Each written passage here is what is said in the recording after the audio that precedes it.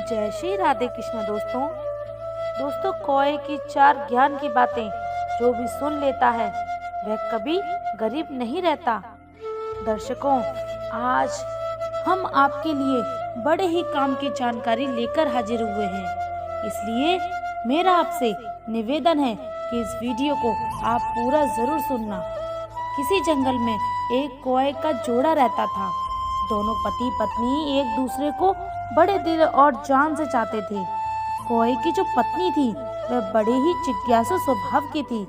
वह हर समय अपने पति से कुछ न कुछ पूछती रहती थी। एक रात जब दोनों पति पत्नी गंगा किनारे एक वृक्ष की डाली पर बैठे हुए थे तो कौए की पत्नी कौए से अपने पति से बोली, हे स्वामी, आज मेरा मन बड़ा ही व्याकुल है। आज मुझे बहुत ही ज्यादा बेचैनी हो रही है। हे स्वामी, कुछ ऐसा उपाय करो जिससे मेरा मन कुछ हल्का हो जाए। जब कौए ने अपनी पत्नी की इन बातों को सुनता है तो कौआ अपनी पत्नी से कहता है, हे प्रिय, ऐसा क्या कारण है जिससे तुम्हारा मन इतना व्याकुल है? आखिर मुझे ऐसा क्या करना चाहिए जिससे तुम्हारी व्याकुलता दूर हो जाए? यह सुनकर के कौए की पत्नी कहती है कि कोई ऐसी कहानी सुनाओ जिसे सुनकर मेरे मन को शांति मिल जाए और कुछ ज्ञान प्राप्त हो। इस प्रकार से कौआ अपनी पत्नी को कहानी सुनाने लग जाता है। प्रिय दोस्तों, अगर आप हमारे चैनल पर नए हैं तो चैनल को सब्सक्राइब जरूर कर लेना, और अगर आपको हमारा ये वीडियो अच्छा लगे तो कमेंट सेक्शन में जरूर बता देना। और अपनी पत्नी से कहता है, हे प्रिय, मनुष्य कितना भी गरीब क्यों ना हो, इन 4 व्यक्ति को अपने साथ हमेशा रखना चाहिए। इनका कभी अपमान नहीं करना चाहिए। फिर उसकी पत्नी बोलती है, हे स्वामी, वे कौन से 4 व्यक्ति हैं जिसे किसी भी मनुष्य को अपने साथ रखने चाहिए? कौवा कहता है कि मैं तुम्हें ये बातें इस कहानी के माध्यम से बताऊंगा, इसलिए तुम इस कहानी को पूरा सुनना। तो उसकी पत्नी कहती है कि हे स्वामी, मैं आपकी इस कहानी को पूरे मन से सुनूंगी, कृपया आप कहानी सुनाइए। तब कौवा अपनी कहानी शुरू करता है और कहता है कि एक गांव में एक वृद्ध महिला अपने 2 बेटों के साथ रहती थी। उसका पति पहले ही गुजर चुका था और उनके पास केवल 2 बेटे ही थे। इस प्रकार उनके परिवार में कुल 3 सदस्य थे। उनकी जमीन भी बहुत कम थी। वे अपने बेटों के साथ मिलकर उस छोटी सी जमीन पर काम करती थी। उसके बेटे बहुत मेहनती थे। उन तीनों का जीवन उस छोटी सी जमीन से चलता था। समय के साथ जब बेटे विवाह योग्य हो गए तो उस वृद्ध महिला ने उनकी शादी करवा दी। घर में 2 बहुएं आ गईं। कुछ समय तक सब कुछ अच्छा चलता रहा, लेकिन घर में बहुत सारा प्रेम भी था और सभी मिलजुल कर रहते थे। लेकिन जैसे जैसे समय बीतता गया दोनों बहुओं में आपस में झगड़ा होना शुरू हो गया, कभी किसी बात को लेकर तो कभी किसी बात को लेकर। बड़ी बहू छोटी बहू से कहने लगी कि तुम ऐसा करती हो, तुम वैसा करती हो, तो उन्होंने हमारे साथ ये कर दिया, उन्होंने हमारे साथ वह कर दिया। इन्हीं बातों को लेकर की बड़ी बहू भी छोटी बहू से उल्टा सीधा बातें कहती रही और लड़ाई होती रहती है। एक दिन छोटी बहू को जब मौका लग जाता है तो वह बड़ी बहू से लड़ बैठी और कहती है कि तूने घर का ये काम नहीं किया है, वह काम नहीं किया। कभी कह कि तू अपने हिस्से का काम नहीं करती, अपने हिस्से का करूँगी। कभी कहती कि तू आराम से पड़ी रहती है और मैं पूरे दिन काम में लगी रहती हूँ। इसी कारण से छोटी बहू का बड़ी बहू से झगड़ा होने लगता है। अब यह उनका रोज का काम हो चुका था। वे दोनों बहुएं हमेशा किसी न किसी बात पर आपस में झगड़ा करती ही रहती थी। अब तो वृद्ध महिला भी इन बहुओं के झगड़ों को देखकर काफी परेशान होने लगी। उन्हें लगने लगा कि इनके बेटों की पत्नियां बहुत झगड़ा करती हैं। उन्होंने इस बारे में अपने बेटों से बात भी की। बेटों ने उन्हें समझाने की कोशिश की, पर इसका उन पर कोई असर नहीं हुआ। एक दिन उस वृद्ध महिला ने सोचा कि जब तक हम 3 लोग घर में रहते हैं थे तो थोड़ी सी जगह में हमारा गुजारा हो जाता था, और अब हम 5 लोग हैं और इसलिए हमारा घरेलू खर्चा पूरा नहीं हो पा रहा है। शायद यही कारण है कि झगड़े को रोका नहीं जा सकता, झगड़े हो ही रहे हैं। इसी वजह से वृद्ध महिला ने अपने दोनों बेटों से कहा, बेटा तुम लोग परदेश चले जाओ और कोई नौकरी ढूंढकर पैसे कमाओ ताकि धन लेकर आ सको और ये झगड़ा खत्म हो जाए, क्योंकि जब घर में पैसा आएगा तो ज़रूरतें पूरी होने लगेगी और आपसी लड़ाई रुक जाएगी। अक्सर कहा जाता है कि घर में लड़ाई झगड़े का एक ही कारण होता है, पैसे की कमी। जब व्यक्ति के पास पैसे नहीं होते हैं, उसकी रोज़मर्रा की ज़रूरत नहीं पूरी हो पाती है, तो वह परेशान होने लगता है। दूसरा कारण लड़ाई का मूल कारण ये भी होता है कि व्यक्ति ज़रूरत से ज़्यादा यदि खाली बैठा हो तो फिर उसके दिमाग में खुरापाती ही आती है और फिर वह किसी न किसी से लड़ता झगड़ता ही रहता है। तीसरा कारण है जब व्यक्ति ज़्यादा चालाकी करता है, यानी व्यक्ति अपनी जिम्मेदारियों से भागता है, अपने हिस्से के काम से जी चुराता है, सिर्फ बैठकर खाने की इच्छा करता है, तो लाजमी है उस घर में लड़ाई झगड़े तो होंगे ही। दोनों पुत्रों ने वृद्ध महिला की इच्छाओं का सम्मान किया। वृद्ध महिला से अनुमति लेकर वे अपनी अपनी पत्नियों को यह समझाकर कि हमारे ना रहने पर वे हमारी माँ का ध्यान रखेंगे, पैसा कमाने के लिए प्रदेश चले गए। उनकी दोनों बहुएं अभी भी देवरानी जेठानी में नहीं बनती थी। एक दिन बड़ी बहू को वृद्ध महिला ने समझाया कि तुम बड़ी हो और वह तुमसे छोटी, तुम्हारे पति प्रदेश में धन कमा रहे हैं और तुम दोनों यहाँ आपस में झगड़ा कर रही हो, यह उचित नहीं है। वह तुमसे छोटी है, इसलिए उसकी छोटी मोटी गलतियों को सहन करना सीखो। कहा जाता है कि क्षमा, धीरज रखना बड़ों को शोभा देती है। अगर छोटी गलतियां ना कर दे तो उसे क्षमा करो और समझाओ, क्योंकि तुम बड़ी हो और जो बड़े होते हैं वे सदैव सम्मान के पात्र होते हैं। अपनी सास यानी वृद्ध महिला की बात सुनकर बड़ी बहू क्रोध में चिल्लाती है और कहने लगती है, आप छोटी की वफादारी कर रही हो, आप मुझे समझाकर उसे लड़ने के लिए उसका और मनोबल बढ़ा रही हो। अगर ये बात वह सुन लेती तो वह और ज़्यादा लड़ेगी और ज़्यादा उत्पात करेगी और हमें भी फिर परेशान करेगी। इसका मतलब है कि आप इसे लड़ने का मौका दे रही हैं। उसे कुछ भी नहीं कहती। वृद्ध महिला ने कहा, तुम कितना गुस्सा करती हो, पहले बड़े को समझाना चाहिए, उसके बाद छोटे को समझाना चाहिए। मैं तुमको समझा रही हूँ, फिर छोटी को भी समझाऊंगी। वृद्ध महिला की बात सुनकर बड़ी बहू ने थोड़ा बहुत काम किया और गुस्से में चली गई। इधर अगले दिन फिर लड़ाई होती है तो छोटी बहू के पास जाकर बुढ़िया समझाती है और कहती है, देख बहू, वह तुझसे बड़ी है और तू छोटी है, फिर क्यों उससे झगड़ा करती है? घर में बार बार क्यों लड़ाइयाँ करती है? तेरा पति यानी मेरा बेटा तो घर पर ही नहीं है, वह प्रदेश में पैसे कमाने गया है और तुम यहाँ झगड़ा कर रही हो, ये ठीक नहीं है। मोहल्ले और पड़ोसियों देखेंगे तो क्या कहेंगे? इसलिए घर में शांति और प्रेम से रहो। जब घर में प्रेम होता है तो धन और समृद्धि अपने आप आती है। छोटी बहू ने सोचा कि उस वृद्ध महिला बड़ी बहू का पक्ष ले रही है। छोटी बहू कहने लगी, अरे बुढ़िया, तुम ज्यादा हमें समझाने की कोशिश मत करो, और नहीं तो हम तुम्हारा भी अपमान कर देंगे। मैं जानती हूँ तू अपनी बड़ी बहू को बहुत चालती है और मुझे फूटी आंख नहीं देखती। दोनों बहुएं बुढ़िया को अपने घर में रखना नहीं चाहती थी। वह सोचती थी कि काश ये बुढ़िया घर से भाग जाए या मर जाए, लेकिन उन्हें ऐसा कोई बहाना नहीं मिल पा रहा था जिससे वह बुढ़िया को घर से बाहर निकाल सके। अगला दिन होता है तो उन्होंने अपनी लड़ाई फिर शुरू कर दी। तब वृद्ध महिला ने एक कट्टा उठाया और घास काटने के लिए जंगल में चली गई, क्योंकि कहते हैं व्यर्थ की लड़ाई झगड़ा अपने कानों से सुनना भी नहीं चाहिए।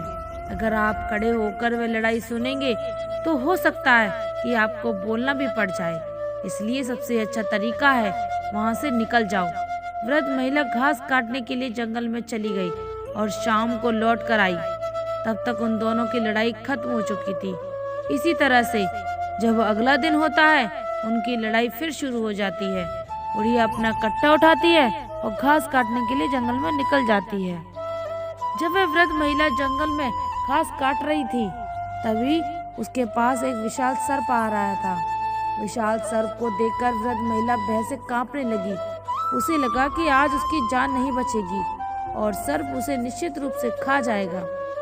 भय से कांपती वृद्ध महिला को देखकर सांप ने मनुष्य की भाषा में बोलना शुरू किया और कहा, माता तुम डरो मत, तुम्हें कोई हानि नहीं पहुंचाऊंगा। मैं यहाँ तुमसे अपना दुख साझा करने के लिए आया हूँ, क्योंकि मैं बहुत परेशान हूँ, दुखी हूँ। सर्प के मनुष्य की भाषा में बोलने पर वृद्ध महिला के दिल को कुछ शांति मिली। उसने एक गहरी सांस ली और सोचा कि सर्प मनुष्य की आवाज में बोल रहा है। फिर वृद्ध महिला ने पूछा कि हे नाग, बताइए आपको क्या परेशानी है। तब नाग कहने लगा, हे माता, कई दिनों से मैं भूखा हूँ, मुझे खाने के लिए कुछ नहीं मिल रहा है। यदि आप मुझे कुछ खाने को दे दो तो मेरे प्राण बच जाएंगे। मैं बिल्कुल मरने की कगार पर पहुँच चुका हूँ, क्योंकि मैं जिस आश्रम पर रहता हूँ उस आश्रम के जो ऋषि हैं अब उनका देहांत हो चुका है। वे एक गाय पालते थे, उस गाय का दूध मुझे पिलाते थे और स्वयं भी पीते थे, उसी से मैं जीवित था। लेकिन हमारा पालन करने वाले, मुझको दूध पिलाने वाले हमारे जो ऋषि थे वे अब इस दुनिया में नहीं रहे। यदि आप मेरे लिए कहीं से भी दूध ला सकें तो ये आपकी बड़ी कृपा होगी। हमारी जान को बचा लीजिए और यदि थोड़ा दूध मिल जाए तो हमें पिला दीजिए। तब वृद्ध महिला ने ये सुना। नाग के दुख को सुनकर बुढ़िया की आंखों में आंसू आ गए और उसे कहने लगी, हे नाग, आप चिंता ना करें, आज मैं आपको दूध अवश्य पिलाऊंगी। आप यहीं पर रुको, मैं आपके लिए दूध लेकर आती हूँ। वह बुढ़िया नाग से बात करने के बाद घर लौट आई। जैसा कि रोज होता था, दोनों बहुएं तैयार आपस में झगड़े लगाने के लिए। इस बीच बुढ़िया सोचने लगी कि उसके घर में दूध लेकर जाऊं। अगर वह बड़ी वाली के घर से दूध ले आती तो उसे पता चल जाएगा, तो वह उससे झगड़ने लगेगी। अगर छोटी वाली के घर से लेके आती हूँ तो उसे भी पता चल जाएगा, तो वो भी झगड़ा करने लगेगी। आखिरकार उसने सोचा कि वे एक दिन बड़ी बहू के घर से और दूसरे दिन छोटी वाली घर से दूध लेकर जाएगी, इसलिए उसे पता भी नहीं चलेगा और मैं नाग को दूध पिला दूंगी। मरने के बाद लोग आपके धन से नहीं बल्कि आपके द्वारा किए गए अच्छे कर्मों से आपको याद करेंगे। दोस्तों, जीवन में सबसे बड़ा धन वह है जो आपने दूसरों के लिए किया है, और मुस्कान जो आपने किसी उदास चेहरे पर लाई, वह मदद जो आपने किसी जरूरतमंद को दी, यही आपकी असली विरासत है। भौतिक चीजें जो समय के साथ धुंधली हो जाएंगी, लेकिन आपका प्रेम और उपकार सदा के लिए अमर रहेंगे। इसलिए ऐसा जीवन जियो कि लोग आपके धन दौलत के लिए नहीं बल्कि आपके नेक कामों और आपकी अच्छाइयों के लिए आपको याद करें। यह वही चीजें हैं जो आपको असली सम्मान दिलाएंगी और आपके जीवन को सार्थक बनाएंगी। जय श्री राधे कृष्णा। दोस्तों, कुछ समय के लिए अपनी चिंता को छोड़कर श्री कृष्ण के ज्ञान की गहरी यात्रा पर लगे। हर वचन, हर श्लोक आपको श्री कृष्ण के अमूल्य ज्ञान से जोड़ देगा, जो आपके जीवन को प्रकाशम बना देगा। आज हम बात करेंगे कैसे श्री कृष्ण का ज्ञान हमारे जीवन के हर अंधेरे को मिटाकर हमें सही दिशा में आगे बढ़ने का मार्ग दिखाता है। इस वीडियो में हम गहराई से जानेंगे भगवान श्री कृष्ण के उपदेश, जो हमें जीवन की मुश्किलों से बाहर निकालकर शांति और सुकून की ओर ले जाते हैं। अगर आप यहाँ नए हैं तो हमारे चैनल को सब्सक्राइब करें और बेल आइकन को दबाएं, ताकि आप हमारे साथ इस ज्ञान की यात्रा में जुड़े रहें। दोस्तों, श्री कृष्ण कहते हैं, आपने कभी बगीचे में खिले हुए फूल देखे होंगे? यह फूल हमें जीवन का सबसे महत्वपूर्ण सबक सिखाते हैं। वर्तमान में जीना फूल ना तो इस बात की चिंता करते हैं कि कल क्या होगा, और ना ही इस बात की कि उनका भविष्य क्या है। वे बस आज में जीते हैं, अपनी महक से दुनिया को सुंदर बनाते हैं और अपनी पूरी शक्ति से खिलते हैं। अगर हम भी इन फूलों की तरह वर्तमान में जीना सीख जाएं, तो हमारा जीवन भी बेहद सुखद हो जाएगा। बीते हुए कल की चिंता करने से हम अपने आज का आनंद नहीं ले पाते और आने वाले कल के बारे में सोचकर हम खुद को व्यर्थ चिंताओं में डुबो देते हैं। याद रखें, जीवन का असली अर्थ यही है कि आप वर्तमान में जिएं। जो आपके पास है उसी का आनंद उठाएं। न कल के बारे में सोचें और न ही भविष्य की चिंता करें। बीता हुआ कल केवल एक कहानी है और आने वाला कल अनिश्चितता से भरा हुआ है। लेकिन जो आपके पास आज है वही सच्चाई है। अपने आप को संजोए, क्योंकि यही वो समय है जिसमें आपकी सारी खुशियाँ छुपी हुई हैं। दोस्तों, कृष्ण के उपदेशों को अपनाकर अपने जीवन को संवार कर यह अमूल्य ज्ञान आपके जीवन को बेहतर बना सकता है। वर्तमान का आनंद लें और जीवन के हर पल को पूरी तरह से जिएं। यही सच्चा जीवन है। इस प्रकार का संदेश इस बात को गहराई से समझाता है कि भौतिक सुख, सुविधाएं और संपत्ति हमारे जीवन का असली उद्देश्य नहीं होना चाहिए। इसलिए जीवन में ज्ञान, विनम्रता और कर्म का महत्व है, जैसा कि श्री कृष्ण ने हमें सिखाया है। असल में ये एक कड़वा सत्य है कि समाज अक्सर व्यक्ति के गुणों, उसके विचारों या उसके योगदान को नहीं, बल्कि उसकी संपत्ति को महत्व देता है। लेकिन याद रखें, आपके द्वारा किए गए पुण्य, परोपकार और अच्छाइयाँ ही हैं जो आपके साथ सदा रहेगी। ना कोई उन्हें आपसे छीन सकता है, ना समय उन्हें मिटा सकता है। यही असली दौलत है। श्री कृष्ण कहते हैं कि अभिमान से बचे, क्योंकि यदि अभिमान एक बार आपके जीवन में आ गया तो ये धीरे धीरे आपके सारे गुण, आपका धन और यहाँ तक कि आपके संबंधों का भी नाश कर सकता है। अभिमान की वजह से रिश्तों में दरार आती है, दोस्त दूर हो जाते हैं और जीवन में पर्याप्त आनंद समाप्त हो जाता है। श्री कृष्ण हमें सिखाते हैं कि विनम्रता और सरलता से जीना ही जीवन का असली सार है। यह संसार यात्रा है जहाँ हमें अपने कर्मों के साथ आगे बढ़ना है, न कि अभिमान में डूबकर अपने अतीत को जाने दें और आने वाले भविष्य के लिए तैयार रहें। श्री कृष्ण एक सुंदर उदाहरण देते हैं, दूध को दुखी करो तो दही बनता है, दही को सताओ तो मक्खन, और मक्खन को और सताओ तो घी बनता है। इसका अर्थ है कि जीवन में बार बार कष्ट और संघर्ष के बावजूद जो व्यक्ति अपने मूल्यों और चरित्र को नहीं बदलता, उसका समाज में मूल्य बढ़ता जाता है। जैसे दूध केवल एक दिन के लिए ही ताजा रहता है, लेकिन दही थोड़ा अधिक समय तक, मक्खन उससे ज्यादा, और घी कभी खराब नहीं होता। इसी प्रकार आपका मन भी अपार संभावनाओं से भरा है। इसमें सकारात्मक विचारों का मंथन कीजिए और आप जीवन में कभी हार मानने वाले नहीं बनेंगे। मंदिर जाकर हम भगवान के सामने सिर झुकाते हैं और अपनी इच्छाओं की सूची रखते हैं, पर क्या कभी सोचा है कि भगवान को कैसा लगता होगा जब उसके भक्त उसके पास केवल अपनी इच्छाओं को पूरी करवाने आते हैं? हमें भगवान को धन्यवाद कहना सीखना चाहिए कि उन्होंने हमें जो दिया है उसमें हम संतुष्ट रहें। अगली बार जब आप मंदिर जाएं तो भगवान से ये प्रार्थना करें कि हे प्रभु, आपने मुझे जो कुछ भी दिया है उसमें मैं प्रसन्न हूँ। मुझे सिर्फ इतना मार्गदर्शन दीजिए कि मैं अपने कर्मों से और भी अच्छा कर सकूं। गलत व्यक्ति चाहे कितना भी मीठा बोले, एक दिन वे आपके जीवन में बोझ बन जाएगा। वहीं सही व्यक्ति चाहे कितना भी कड़वा बोले, वह अंततः आपके लिए औषधि साबित होगा। श्री कृष्ण कहते हैं कि संसार में सबसे अधिक खतरनाक चीजें क्रोध और अभिमान हैं। ये हमारी सहनशीलता को कम कर देते हैं और हमारे संबंधों को समाप्त कर देते हैं।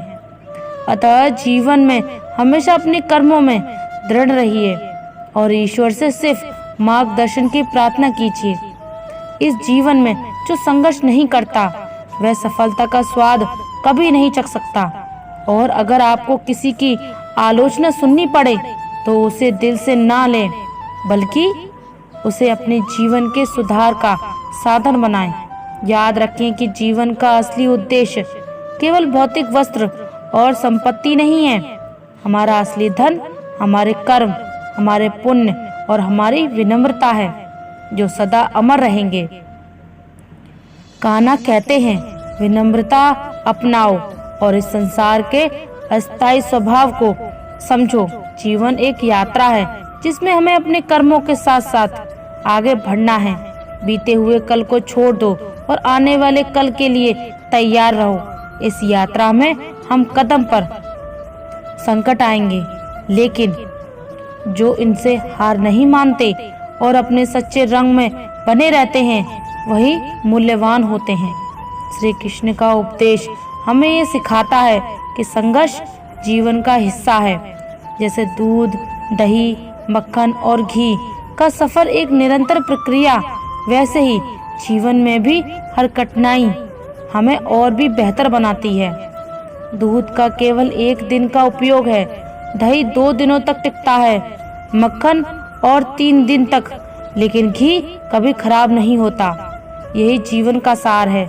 बार बार ही कठिनाइयों और संघर्षों से जो इंसान अपनी सच्चाई को बरकरार रखता है वही सदा कायम रहता है। मंदिर में सिर झुकाने का असली उद्देश्य केवल अपनी इच्छा को भगवान के सामने रखना नहीं। हमें समझना चाहिए कि ईश्वर पहले ही हमें बहुत कुछ दे चुके हैं। स्वास्थ्य, जीवन और अनगिनत संभावनाएं। अगर हम केवल अपनी इच्छाएं पूरी करवाने के लिए भगवान के पास जाते हैं तो ये स्वार्थ पूर्ण भक्ति है। श्री कृष्ण कहते हैं, मांगने के पहले देने की भावना अपनाओ। ईश्वर से मांगने के वजह हमें उनके द्वारा दिए गए उपहारों के लिए आभार व्यक्त करना चाहिए। अगली बार जब आप मंदिर जाएं तो आप हाथ जोड़कर ईश्वर को धन्यवाद कहें। प्रभु, आपने मुझे जो कुछ भी दिया उसमें मैं प्रसन्न हूँ। बस मुझे सही मार्ग दिखाइए ताकि मैं अपने कर्मों से और भी अच्छा कर सकूं। यही सच्ची भक्ति है, जहाँ मांगने से अधिक धन्यवाद देना महत्वपूर्ण है। जब हम ईश्वर के सामने आभार प्रकट करते हैं और अपने जीवन में संतुष्ट ढूंढते हैं, तभी हमें उसकी सच्ची कृपा और आशीर्वाद प्राप्त होता है। जीवन में चाहे कितनी भी कठिनाइयां क्यों ना आए, हमें अपने कर्मों में दृढ़ रहना है और ईश्वर से केवल ये प्रार्थना करनी है कि वे हमें सही मार्ग दिखाएं। दोस्तों, अगर आपको हमारा ये वीडियो अच्छा लगा हो तो कमेंट में ज़रूर बताना, और अगर आप हमारे चैनल पर नए हैं तो चैनल को सब्सक्राइब ज़रूर कर लेना। धन्यवाद। जय श्री राधे कृष्णा।